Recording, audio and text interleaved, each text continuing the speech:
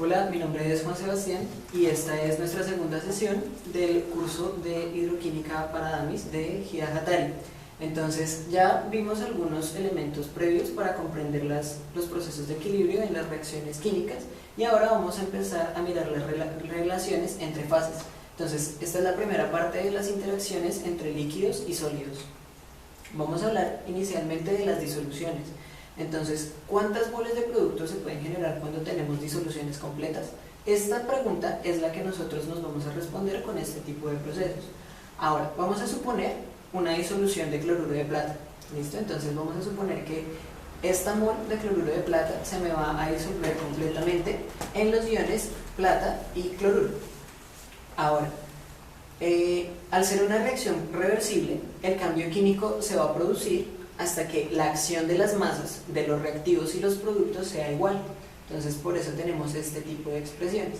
Y aplicando la ley de acción de masas que ya vimos en nuestra sesión anterior, vamos a encontrar que la constante de equilibrio entonces va a estar determinada por el cociente entre el producto de las masas efectivas de los iones plata y cloruro y sobre este reactivo, sobre la masa efectiva del cloruro de plata.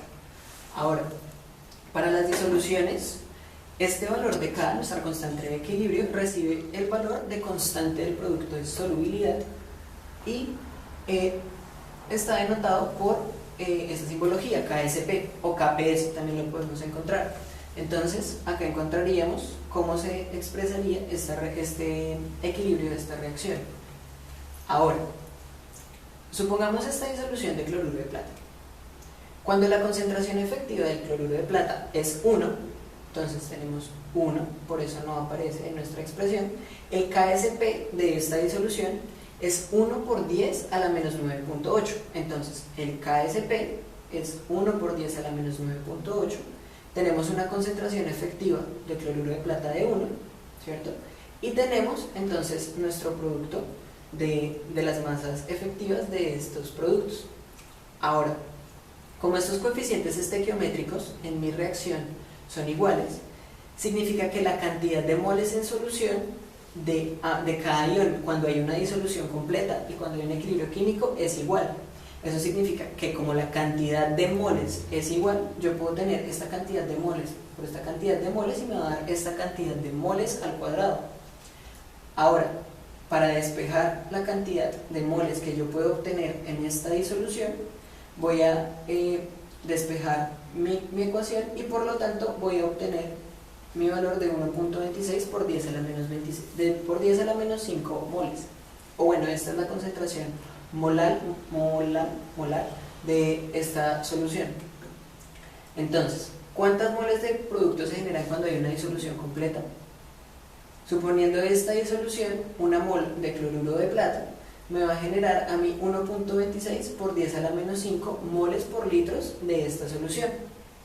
¿Listo? Entonces es la manera de utilizar las constantes de equilibrio. Cualquier constante de equilibrio lo que nos permite es determinar esta concentración en solución dada una reacción química.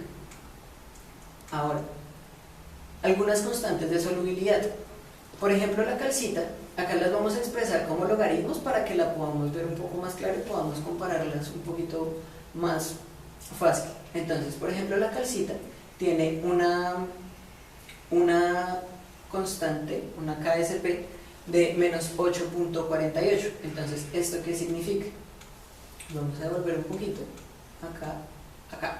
Entonces, si yo tengo una constante o un valor negativo de KSP, o el logaritmo de KSP, significa que es mucho más grande la cantidad de sustancias que no se me va a disolver. Entonces, cuando nosotros encontramos valores de KSP negativos, estamos teniendo sustancias que tienen una disolución muy baja o es más baja la capacidad de solubilizarse completamente en el agua. Entonces, cuando tengo valores positivos, significa que mis productos, en comparación con mis reactivos, son mucho mayores y por lo tanto va a haber una mayor porción de estos productos que se me disocian en el agua. Entonces, recordemos, a menor KSP o cuando el logaritmo de KSP más bien es negativo o mientras KSP es más pequeño, yo voy a tener sustancias que son más complicadas de disolver. Entonces, volviendo a nuestros ejemplos de las KSP, volviendo a nuestros ejemplos de la KSP, por ejemplo, vemos que la calcita tiene un valor de menos 8.48. Comparado con el sulfato de bario, este es un valor positivo, y aunque el positivo es pequeño, pero esto nos denota que el sulfato de bario es mucho más soluble en el agua que la calcita, por ejemplo. Ahora vemos que otros minerales, como el yeso, son mucho más solubles en el agua, a comparación de la calcita. Y acá vamos a ver algo interesante, que es qué pasa con la pirita y con el hidróxido de hierro. Entonces, vemos que el valor del logaritmo de KSP para la pirita es muy bajo. Tenemos un valor de menos 18.479 para el logaritmo de KSP de la pirita. Y a comparación del hidróxido de hierro, este valor es mucho más alto. Entonces, ¿esto qué implica? Que cuando nosotros tenemos pirita, la disolución de la pirita es bastante más complicada en el agua. Cuando nosotros, y más adelante vamos a entenderlo un poco mejor cuando hablemos de oxidorreducción, vamos a ver que el hecho de que se oxide este hierro nos lo va a hacer mucho más soluble en agua. Y este es, por ejemplo, el tipo de procesos que encontramos en el drenaje de ácido de roca. Primero hay una oxidación del hierro, esa oxidación del hierro me genera a mí una liberación de la sustancia en el agua, y esto también está facilitado por esto, porque es mucho más sencillo que primero haya un cambio que primero el hierro sufra un cambio químico para que después comience una cadena de reacción, que si esta sustancia empezara a reaccionar primero en el agua. Entonces esto lo podemos valorar mediante esa KSP, y más adelante vamos a ir profundizando un poco en el tema. Ahora, otros compuestos importantes, digamos, vamos a ver, es por ejemplo la dolomita, que es un mineral compuesto por calcio, magnesio y carbonato.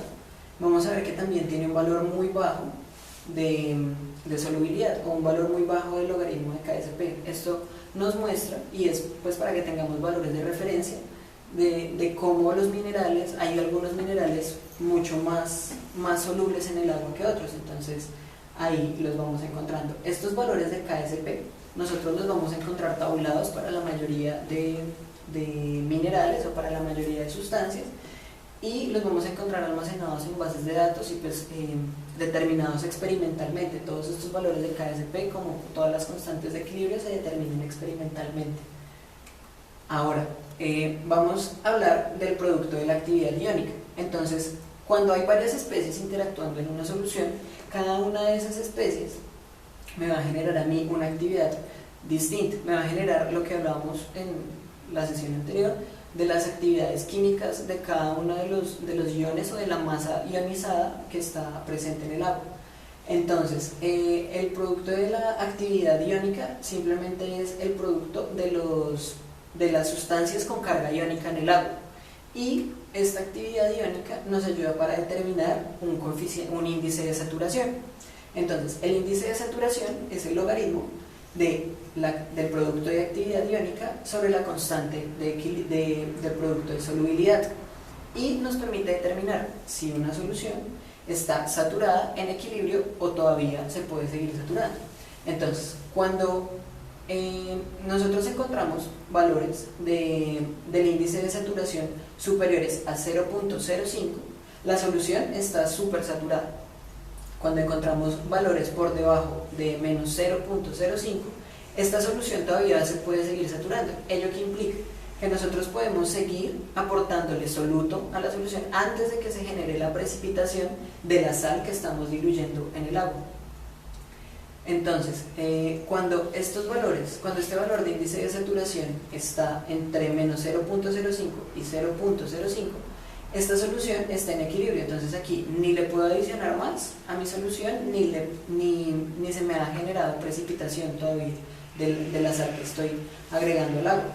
Entonces, estos valores, estos rangos de los índices de saturación se toman precisamente acá, y no exactamente desde cero, porque es la solubilidad de las sustancias, depende de su naturaleza y depende de las condiciones de presión y temperatura a las que yo estoy trabajando en el agua. Entonces, por eso se toman estos valores.